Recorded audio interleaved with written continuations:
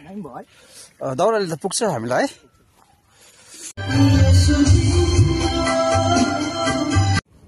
यो चाहिँ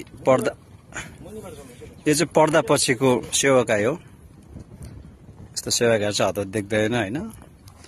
अनि शरीरको भोजनको पनि अब व्यवस्था गर्नुपर्ने हुन्छ।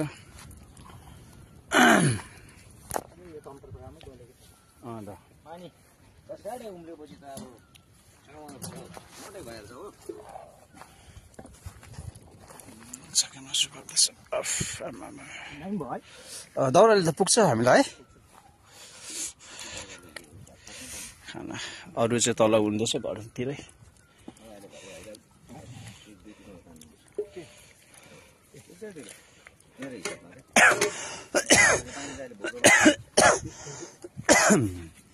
यहाँ हाम्रो दाजु बिचारा मलाई चाहिँ यो डल्लै हल धोएर चटक्कै बनाउनु भएको छ। हामी चाहिँ कम्युनिटी हल हो। हाम्रो यो जवान दाजु हो, जवान दाजुले गर्दै हुनुहुन्छ। प्रभुले आशिष होस् उहाँलाई पनि। हुन्छ हुन्छ। यहाँ हाम्रो भाउजूले चाहिँ यहाँ सबै बनाउनु भयो। अनि उहाँ पनि एकदमै पर्दा पछिको सेवाकाई गर्ने हाम्रो छोरी। उहाँले पनि सबै कुरो यहाँबाट के बनाउनु भयो? तपाईँले थुप्रो कुरो बनाउनु भयो नि आज। अनि यत्रो कुरा बनाउनु भयो उहाँले है। प्रभुले तँलाई पनि धेरै धेरै आशिष दिएको होस्।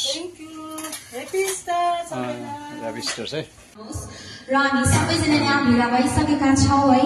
र हामी आजको संगतिलाई अगाडि बढाउनेछौँ।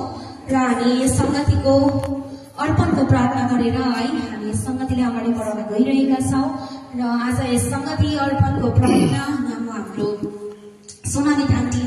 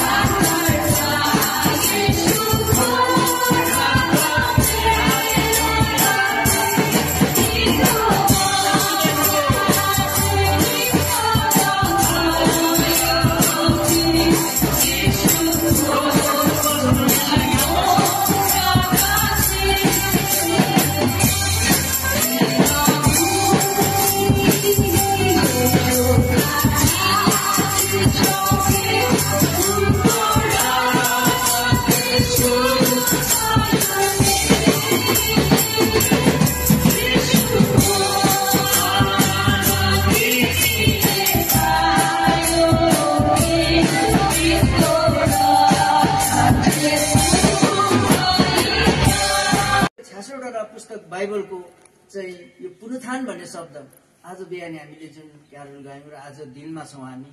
यो एउटा आइतबार दिन पर्यो। यो पुनरुत्थानको शब्द चाहिँ हाम्रो लागि एउटा के हो?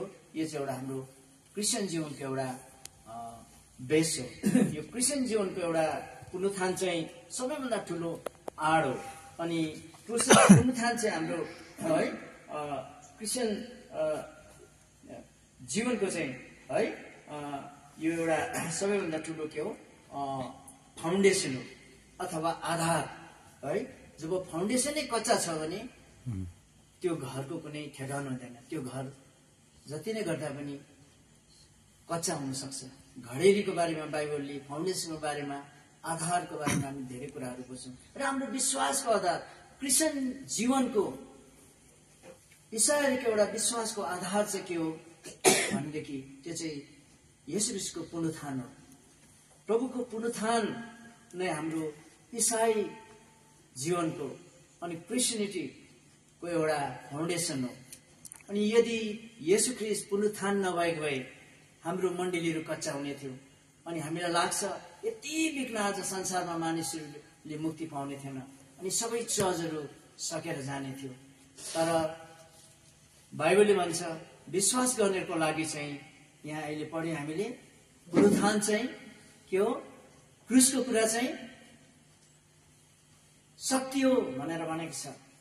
र आज तपाईहरू कतिजना पावर भन्ने कुरा तपाईँलाई मनपर्छ, शक्ति भन्ने मनपर्छ? खानापिना त मजाले खानुपर्छ हुन्छ, तपाईँहरूले मिठो मिठो खानुहुन्छ। अनि कतिवटा कुरो अहिले दबाई औषधिहरू पनि छ है, फुड सप्लिमेन्टहरू छ, कम्पनीले बनाएको छ। तपाईँहरू आइपुग्छ होला मजाले छापेको त्यहाँनिर एकदमै राम्रो राम्रो बोतलमा, कोही महँगो दामको। त्यो एक चम्ची खानु रे खानाभन्दा पहिला त्यसले के गर्छ अरे शरीरलाई तन्दुरुस्त गर्छ अरे, तपाईँ बलियो हुन्छ अरे। कोही बुढो हुँदैन भन्छ, कोही कमजोरीहरू पनि आउँछ अरे, बलियो भएर आउँछ अरे भन्छ होइन। कोहीको छाला पनि राम्रो हुन्छ। सबै के छ यसमा एउटा पावर, एउटा शक्ति आउँछ अरे।